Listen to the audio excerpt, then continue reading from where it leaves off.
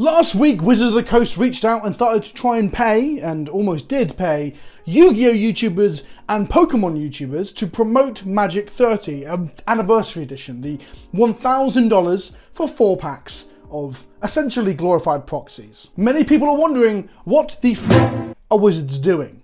All that and more in today's video. This is Ruxin34, a Yu-Gi-Oh YouTuber who primarily opens product, and last week Jake and Joel did a reaction to them opening up some product. I was working on a gameplay video that no one watched, and I wish I'd covered this instead. So I was partway through watching Jake and Joel's video on it because I found it fascinating, and I thought, you know what, I'm gonna not watch the reaction and go watch the original and try and get some of my own thoughts instead of Jake and Joel polluting my mind with their articulate meanderings. And I went over there and there was no Magic 30 video. Instead, there was an apology video. The apology video covered both uploading the Magic 30 stuff, but not by name, because I think Ruxin was afraid of breaking some sort of contract, and they also apologised for the established title issue. They were not naming that either, which I'm also going through. Every content creator you know is going through that. Established Titles has had some pretty big allegations towards it, and I've cut ties with them because they can't prove they're actually planting any trees. It's been a weird couple of days. This video is brought to you by Cool Stuff Inc., one of my sponsors that I'm still supported by. So if you use the link in the description below, the code KENOBI at checkout, get 5% off your order, help support the show. And if you really want to support me directly to help me when it comes to sponsors being a bit shit, well, you can support me directly by Patreon, get access to this Altar Sleeve and the Discord server where I hang out and chat about stuff like this. So Ruxin had realised there was a big backlash when his comment section got filled with people giving him shit and the product shit, because, well, the product is shit. So he decided to take the video down, which takes a lot of balls as a content creator to take some kind of put effort and time into making, and then do an apology video, which I think is perhaps overstepping on the correction, but I appreciate what he did. I think he's completely in the right for what he did here. So this means that Wizards of the Coast are sponsoring creators outside of the Magic sphere, outside of the Magic niche or content creator economy, if you will, to open packs of Magic 30 or Anniversary Edition 30. Interesting, eh? Well, the plot thickens from there, but I do want to start by pointing out that a company paying a creator to engage with their product is not nefarious by default. It's also not unusual. Full transparency, I've been paid by Bandai and Konami to play or do videos on Digimon and Yu-Gi-Oh! Respectively. I enjoyed both games. I don't actually continue to play them primarily because I want Bandai and Konami to give me money again to play them in future. You basically don't really get paid to play your main niche is the trend. Magic have done sponsored things with me before that have paid. They have paid me for my time, effort and labour, but it's less common. I once had a conversation that I've never talked about publicly with Amaz, who was a Hearthstone YouTuber for the most part, who was involved with Magic stuff. And another prominent member of the community asked him when was he going to start coming to Magic full time, because Magic was really kicking off. It was the esports push. And I stopped him from answering and said, hey, don't come to Magic full time, because Wizards will stop paying you. You need to just dip your toe in here and there, and then Wizards will pay you. It's a sad reality of what it's like to make content about games and how money exchanges hands for influencer marketing and such. And for this to happen is not unusual, and it makes sense as well. Bandai and Konami both know that tangentially Digimon and Yu-Gi-Oh are in the same sort of Venn diagram of Magic in some way. There are players that will play both if only they could get their eyes on the product. So what they do is they reach out to influencers like me and other card game influencers. I've seen people do from the Pokemon sphere do it as well, the Yu-Gi-Oh sphere do it for Digimon and such. And they use those influencers. They pay them to make sponsored spots or videos on the subject or to stream it or whatever to get more eyes on their product. It's simple influencer marketing. The company gets more eyes on their product, the influencer gets money to pay their bills. There's nothing really wrong with this. It might be that you don't want to watch paid content yourself. You may not be interested in those videos. Those videos often underperform. In my opinion, companies like what Marvel Snap did with me, initially, all the videos I've made since have not been paid for by them, but they just wanted an ad spot inside a normal Magic video, which is much better, because the normal audience will watch the Magic video, they won't necessarily watch the Marvel Snap video. Anyway, the point is, paying influencers outside of your niche or on the fringes of your niche or in a niche that's like adjacent is completely normal, and it's actually good marketing strategy. However, Wizards didn't do this for other products that I would say are similar. The Secret Lair, Fetchland Edition, Mythic Editions and similar, a lot of those, the versions of it were sent out to people, influencers got copies of them, normally within the sphere, within Magic. We didn't really see people from Pokemon or Yu-Gi-Oh or other card games or tangential games get paid to open it. This is new from Wizards of the Coast. Put a pin in that though. We're going to come back to that towards the end of the video, where we're going to talk about, is there something we can read into from that? So the plot definitely does thicken. it gets a big old booty on it. Because Leonhardt, who is pretty much the biggest Pokemon YouTuber in history, he is the one I put in the thumbnail of this to get people interested who don't normally watch Magic videos.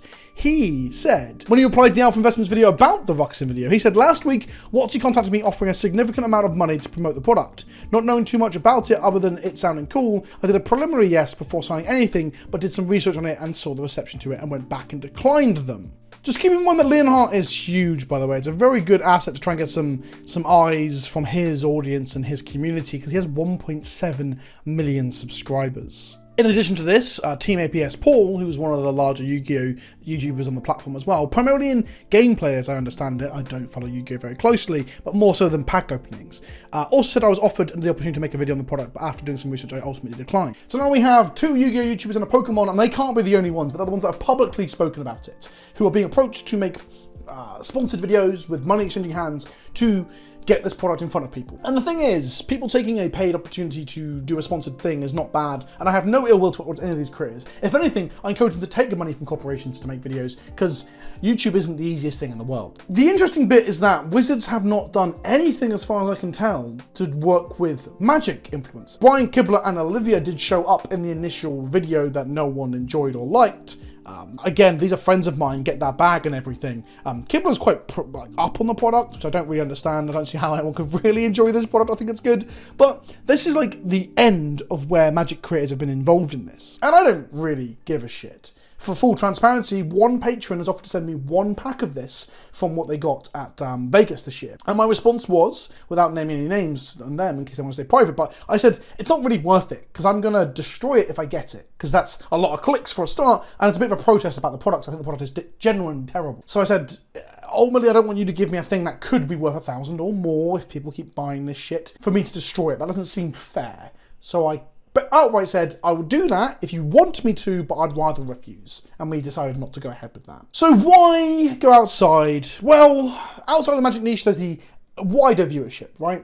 But there's also an element of the fact that, well, it could suggest that Wizards might be afraid this isn't going to sell out. Previous collector products like the Secret Lair Fetchline Edition or whatever the actual fucking name for it was. I'm so sick of these fucking names. That wasn't done like this, and it sold out and made shit tons of money. Walking Dead Secret Lair, another product that the Magic players didn't really like, but it sold out and was the best selling Secret Lair of all time and made them shit tons of money. But what if the backlash means that they're scared they're not going to sell out? I've said before that voting for with your wallet for a product like this when you aren't the intended audience, you couldn't afford it in the first place, and they probably know they're going to sell the number of units they've made, is kind of pointless. But this does scream to me that they might be creating an advertising push because they're not sure if this is going to sell. But another place to compare that to is the Warhammer decks, right? The Warhammer decks did sell incredibly well.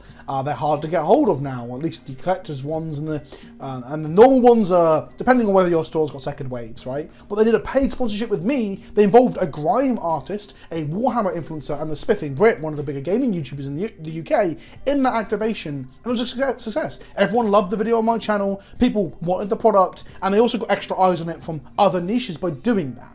So overall a success and a proof that they will do that for a product that arguably they could have done that and it would have done pretty well anyway.